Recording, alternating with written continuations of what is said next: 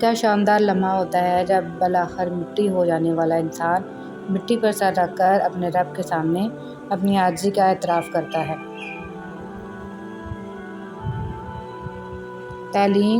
تعلیم سے علی نکال دو تو تم رہ جاتے ہو اور تم کچھ بھی نہیں ہو، لیکن تعلیم سے تم نکال دو تو علی رہ جاتا ہے اور وہ علم کا دروازہ ہے۔ حضرت علی رضی اللہ تعالیٰ عنہ: اگر کوئی آپ کی فکر کرتا ہے تو اس کی قدر کرو، کیونکہ دنیا میں تماشائی زیادہ اور فکر کرنے والے بہت کم ہوتے ہیں۔ انسان کی عقل صرف اتنی ہے کہ اسے جانور کہا جائے تو ناراض اور شیر کہا جائے تو خوش ہو جاتا ہے۔ امام زین العابدین دعا سے پہلے فرمایا کرتے تھے: اے اللہ، میں دعا صرف اس لیے مانگتا ہوں کیونکہ یہ تیرا حکم ہے، ورنہ میں کون ہوتا ہوں تجھے مشورہ دینے والا کہ میرے لیے کیا بہتر ہے۔ سبحان اللہ۔ غرور کو دل میں داخل نہ کرنا، ورنہ سارا کیا دھرا مٹی میں بدل جائے گا۔ حضرت ابوبکر صدیق رضی اللہ تعالیٰ عنہ۔ رسول صلی اللہ علیہ وسلم نے ارشاد فرمایا: جب اللہ تعالیٰ کسی بندے سے محبت فرماتے ہیں تو اسے نرم مزاج بنا دیتے ہیں۔ لقمان حکیم سے پوچھا گیا: کیا زندگی میں موت سے تلخ لمحہ بھی کوئی ہو سکتا ہے؟ فرمایا: جب کوئی صاحب ظرف کسی کم ظرف کا محتاج ہو جائے۔ مجھ سے بہت سے لوگوں نے اپنا غم بانٹا اور اپنا درد سے بھرا دل ہلکا کیا، مگر خوشی بانٹنے کے لیے انہیں ہمیشہ مجھ سے بہتر لوگ مل گئے۔ رب عرش عظیم: جس طرح تو نے آسمان کو زمین پر گرنے سے روک رکھا ہے، اسی طرح شیطان کو مجھ پر مسلط ہونے سے روکے رکھنا۔ آمین۔ کچھ لوگ شفا جیسے ہوتے ہیں، بات کرتے ہیں تو تسکین ملتی ہے، لفظ کہتے ہیں تو مرہم لگتے ہیں۔ کچھ لوگ صرف لوگ نہیں ہوتے، وہ ہمارا علاج ہوتے ہیں، ہمارا سکون ہوتے ہیں۔ اللہ کے ہر فیصلے پر مطمئن رہیں، کیونکہ اللہ وہ نہیں دیتا جو آپ کو اچھا لگتا ہے، بلکہ اللہ وہ دیتا ہے جو آپ کے لیے اچھا ہوتا ہے۔ حضرت علی رضی اللہ تعالیٰ عنہ نے فرمایا: مشکلات ہمیشہ بہترین لوگوں کے حصے میں آتی ہیں، کیونکہ وہ اس کو بہترین طریقے سے انجام دینے کی صلاحیت رکھتے ہیں۔ یقین جانیے، کوئی کسی کے بغیر نہیں مرتا، بس ایک بے نام سی خلش، تھوڑی اداسی، کچھ سوکھے پھول، چند انکہے جملے اور بے جان سے ہم رہ جاتے ہیں، بس محبت نہیں رہتی۔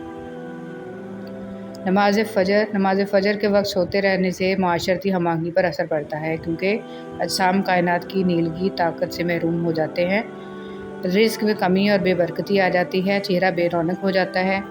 لہٰذا مسلسل فجر قضا پڑھنے والا شخص بھی انہی لوگوں میں شامل ہے۔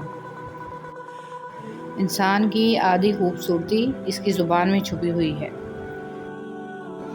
مجھے عاجزی میں وہ مزہ ملا کہ جو غرور تھا نکل گیا۔ یا اللہ، تیری کرم کی ایسی ہوا چلی، میں گرتے گرتے سنبھل گیا۔ ماں باپ کے ساتھ تمہارا سلوک ایسی کہانی ہے جو لکھتے تم ہو، لیکن تمہاری اولاد تمہیں پڑھ کر سناتی ہے۔ حضرت علی رضی اللہ تعالیٰ عنہ نے فرمایا: تم کسی کے ساتھ بھلائی کرو، تمہیں اس کا بدلہ برائی کی صورت میں ملے تو سمجھ لو کہ تمہاری نیکی قبول ہو گئی۔ دنیا میں سب سے زیادہ مطمئن لوگ وہ ہیں جنہیں اپنے معاملات اللہ تعالیٰ کے سپرد کرنے کی عادت ہو۔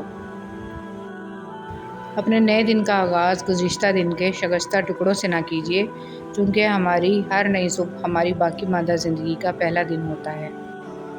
میں تو خاک تھا، میں دھول تھا، مجھے کچھ نہ اپنا شعور تھا، میرے رب نے کتنا کرم کیا کہ درود پڑھنا سکھا دیا۔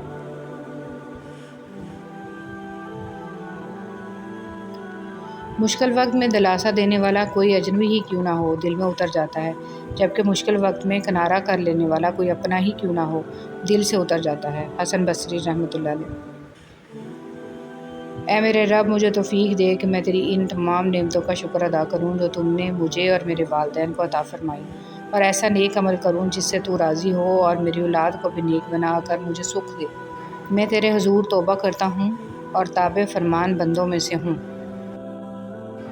اے اللہ، جو میرے مقدر میں نہیں لکھا، اس کی کوشش اور تمنا میں مجھے مبتلا نہ کرنا، اور جو میرے تقدیر میں لکھ دیا ہے اسے میرے لیے آسان کر دینا۔ جب انسان اپنی غلطیوں کا وکیل اور دوسروں کی غلطیوں کا جج بن جائے تو پھر فیصلے نہیں ہوتے، فاصلے ہوتے ہیں۔ رسول صلی اللہ علیہ وسلم نے فرمایا، ہر دن صبح 2 فرشتے اترتے ہیں، ان میں سے ایک دعا کرتے ہوئے کہتا ہے، اے اللہ خرچ کرنے والے کو بہتر بدل عطا فرما، اور دوسرا التجا کرتا ہے، اللہ جو خرچ نہ کرے اس کا مال تلف فرما دے۔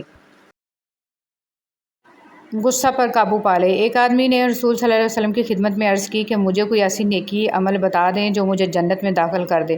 رسول صلی اللہ علیہ وسلم نے فرمایا کہ بس تو غصہ پر قابو پا لے۔